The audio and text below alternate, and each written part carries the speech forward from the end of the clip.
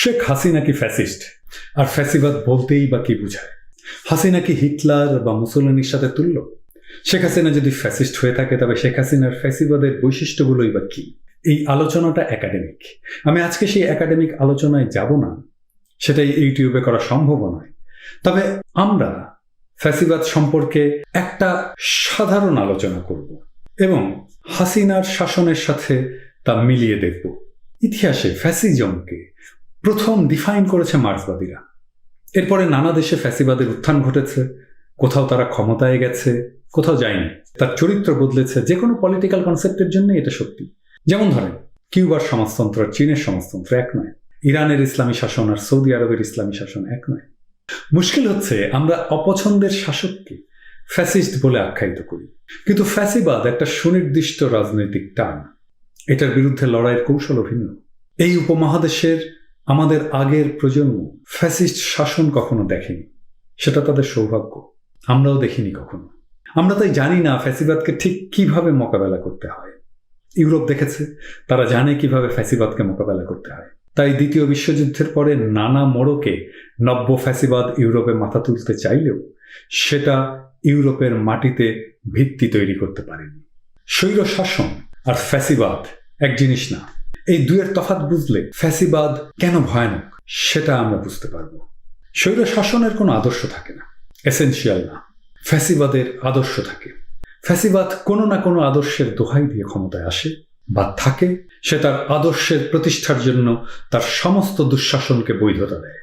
মার্কসিস্টদের মতে ফ্যাসিবাদের উত্থান হয় বিকশিত পুঁজিবাদের সংকটের সময়। এই কারণেই এরশাদ ছিল স্বৈরাচার, শেখ মুজিবও ছিল স্বৈরাচারী শাসক। কারণ পুঁজিবাদ যেহেতু বিকশিত হয়নি শেখ মুজিবের সময়, তাই শেখ মুজিবের শাসনকে ক্লাসিক অর্থে ফ্যাসিবাদ বলা মুশকিল। অথচ বাংলাদেশের বামদেরকে জিয়ার আমলকে ফ্যাসিবাদ বলতে দেখেছি। জিয়ার আমলে পুঁজিবাদী বিকাশ শুরু হয়েছিল। পুঁজিবাদের সংকটে পড়ার কোনো অবস্থায় জিয়ার আমলে ছিল না। তাই সে কালকে ফ্যাসিবাদ বলা যাবে কিনা তা আপনারাই ভেবে দেখুন। আপনারা তো বাম, আপনাদের ডেফিনেশনেই আপনারা দেখুন জিয়ার আমলে পুঁজিবাদের সংকট কোথায় ছিল, তাহলে ফ্যাসিবাদটা জন্মাবে কিভাবে?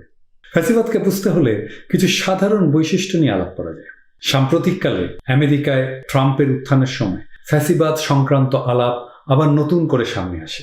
প্রশ্ন ওঠে, ট্রাম্প কি ফ্যাসিস্ট? বলতে দ্বিধা নেই, একাডেমিক্যালি ট্রাম্পকে ক্লাসিক অর্থে ফ্যাসিস্ট বলা যাবে না। এই আলোচনাটা পরে নিশ্চয়ই একদিন করতে পারবো। তবে আজকে আমরা হাসিনার শাসনে কনসেন্ট্রেট করি। ঠিক একইভাবে হাসিনাকে কি ফ্যাসিস্ট বলা যায়? আসুন আমরা সেই বিষয়টা দেখি। আপনি যদি পৃথিবীর নাম করা ফ্যাসিস্ট শাসকের সাথে হাসিনার আমলের বয়ানগুলোকে মিলিয়ে দেখেন, তাহলে হাসিনার শাসন ফ্যাসিস্ট কিনা সেটা বুঝতে সাহায্য করতে পারে। ফ্যাসিবাদের তিনটা মৌলিক চরিত্র: উগ্র জাতীয়তাবাদ, শক্তিশালী নেতা, আর একটা শত্রু। ঠিক যেমন বাঙালি জাতীয়তাবাদ, বিকল্প নাই এমন হাসিনা, আর স্বাধীনতা বিরোধী শক্তি বা পাকিস্তানপন্থীরা। ইটালিয়ান দার্শনিক উম্বার্তো ইকো ফ্যাসিজমের 14টা লক্ষণ শনাক্ত করেছিলেন। তবে আমরা সেই ক্লাসিক্যাল আলাপে না গিয়ে মোটা দাগে দেখব ফ্যাসিবাদের কি কি বৈশিষ্ট্য থাকে, যা সমস্ত ফ্যাসিস্ট শাসনেই ছিল। পৃথিবীর সব ফ্যাসিস্ট শাসকের বয়ানেই থাকে এক মিথিক্যাল অতীত, যেই অতীতে সবকিছু ছিল, সুখ ছিল, সমৃদ্ধি ছিল। শেখ হাসিনারই শুধু নয়, আওয়ামী লীগেরই এক মিথিক্যাল অতীতের বয়ান আছে। সেই বয়ানটা হচ্ছে সোনার বাংলা। এই সোনার বাংলার বয়ান দীর্ঘদিন ধরে তৈরি করা হয়েছে।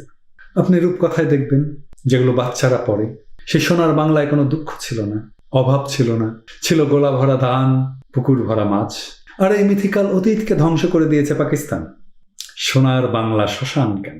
সেই পাকিস্তানের দালালদের জন্য এই দেশ এগোতে পারছে না।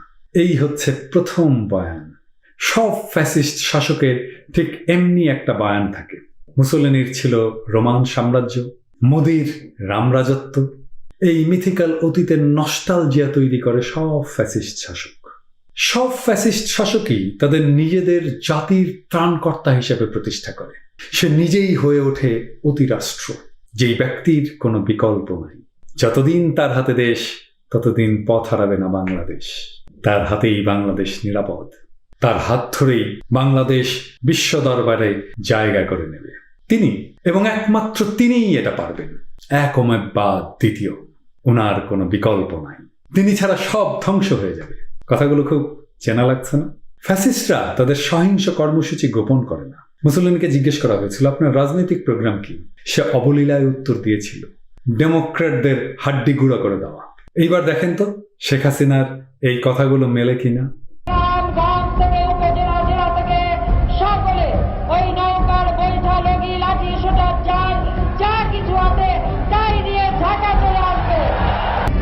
না না, আমার প্রবাসী বাঙালিদের আমি বলবো যে যারা এই ঘটনাগুলি ঘটিয়েছে তারা চলাফেরা করে না, তাদের দেখেন না। যে হাত দিয়ে জাতির পিতার ওই ছবি নিয়ে তারা ভেঙেছে, তাদের যা উপযুক্ত করা উচিত সেটা করতে হবে। আপনাদের কাছে আমার অনুরোধ থাকবে, কেউ যদি ওইভাবে গাড়িতে আগুন আর মানুষের জীবনে আগুন দিয়ে পোড়াতে চেষ্টা করে, ওই হাত ওই আগুনে পুড়িয়ে দেবেন, উপযুক্ত শিক্ষা দিয়ে দেবেন। এরপরে ফ্যাসিস্ট শাসকেরা জাতিকে বিভক্ত করে। ইন্ডিয়াতে হিন্দু মুসলমান, জার্মানিতে হয়েছিল আর্য আর ইহুদি। বাংলাদেশের স্বাধীনতার পক্ষ বিপক্ষ, স্বাধীনতার বিপক্ষের শক্তি দেশের উন্নতি চায় না, তারা জঙ্গি, তারা দেশবিরোধী, তাদের রাজনীতি করার অধিকার নেই, তারা পাকিস্তানে চলে যায়। আপনি যখন বিভক্ত করে দেবেন জাতিকে, তখন জাতিকে নিয়ন্ত্রণ করা সহজ। এরপরে শুরু হয় প্রোপাগান্ডা। সত্যের বিরুদ্ধে শুরু হয় ফ্যাসিস্টদের প্রচার। শেখ হাসিনার প্রোপাগান্ডার কথা মনে আছে? হাঙ্গেরির মতো রাষ্ট্র, পৃথিবীর প্রথম বিশ্বের একটি রাষ্ট্র এই ভ্যাকসিন পায়নি। ইউরোপিয়ান ইউনিয়নের সদস্যভুক্ত উন্নত রাষ্ট্র হাঙ্গেরি আমাদের কাছে অ্যাপিল করেছে 5,000 ভ্যাকসিনের। মাননীয় প্রধানমন্ত্রী জননেত্রী শেখ হাসিনা সদয় সম্মতি দিয়েছেন। আমাদের এই স্টক থেকেই 5,000 ভ্যাকসিন আমরা আমাদের হাঙ্গেরির ভাই বন্ধুদের জন্য পাঠিয়ে দেবো মাননীয় স্পিকার। সেই দিন কোনো গোলাগুলি বা সেরকম কোনো ঘটনাই ঘটেনি। আপনি দেখেছেন যে গায়ের লাল রং লাগিয়ে পড়ে আছে, যখন পুলিশ যে ডাক দিচ্ছে উঠে দৌড় মারছে। আগামী 10-15 বছরে বিএনপি জামাত বলে কোনো দল বাংলাদেশে আর টিকবে না। কতগুলো আর বলবো। শেখ হাসিনা দ্বিতীয় সৎ প্রধানমন্ত্রী, আর নোবেল প্রাইজের জন্য শর্টলিস্টেড হয়েছে। বাংলাদেশের উন্নয়নের জন্য নাকি পৃথিবীতে জয় জয়াকার। বিভিন্ন দেশের মন্ত্রীরা নাকি বাংলাদেশের মন্ত্রীর সাথে অ্যাপয়েন্টমেন্টের জন্য লাইন দিয়ে থাকে। এসব তো শুনেছেন। আর এর বাইরেও আছে বিএনপি জামাতের বিরুদ্ধে নাকি মিথ্যা মামলা দেওয়া হয়নি, অথচ মৃত মানুষের নামে, জেলে থাকা মানুষের নামে, এমনকি বজ্রপাতের পরে বিএনপি নেতাদের নামে বোমাবাজির মামলা দেওয়া হয়েছে। এই যে দেখেন, আল জাজিরায় গহর রিজভির মতো একজন একাডেমিশিয়ান কিরকম মিথ্যাচার করে গেল। These were people who committed arson and killing in the months of January to March 2015. After that, they went underground. They hid. At the time of the election, they resurfaced. There were allegations, criminal charges against them. And so when they resurfaced, they were arrested. I just want to deal with some of the people you put criminal charges against in the opposition. You said that a man called Mintu Kumar Das, a Dhaka BNP leader, was charged with blocking a road in September 2018. The problem is he died in 2007. ফ্যাসিস্টরা সত্যকে আক্রমণ করে, কারণ সত্যই হচ্ছে গণতন্ত্রের চালিকা শক্তি। এই মিথ্যার আবহই তৈরি করে ফ্যাসিস্ট প্রোপাগান্ডা আর কনস্পিরেসি থিওরির উত্থান। তারা প্রচার করে পাকিস্তান বাংলাদেশকে অস্থিতিশীল করতে ষড়যন্ত্র করছে। যখন সমাজ আর রাষ্ট্রে এই মিথ্যার বেসাতি বিপুল বিক্রমের জায়গা করে নিতে থাকে, তখন মানুষ আর সত্যকেও বিশ্বাস করতে চায় না। ফ্যাসিস্টরা এটাই চায়। ফ্যাসিস্টরা ভিন্ন মতকে ক্রিমিনালাইজ করে। যেই তার বিরোধিতা করে তাকেই সে ক্রিমিনাল হিসেবে আইডেন্টিফাই করে। রাজনীতি করাটাই অপরাধ হয়ে যায়। ভিন্ন মতকে দেশদ্রোহিতার তকমা দেয়। দলকে সরকার, সরকারকে রাষ্ট্রের সমর্থক বানিয়ে ফেলে। সরকারের সমালোচনাকেই রাষ্ট্রদ্রোহিতা আখ্যা দেয়। আপনারাই বলুন, শেখ হাসিনার সরকার কি ফ্যাসিস্ট?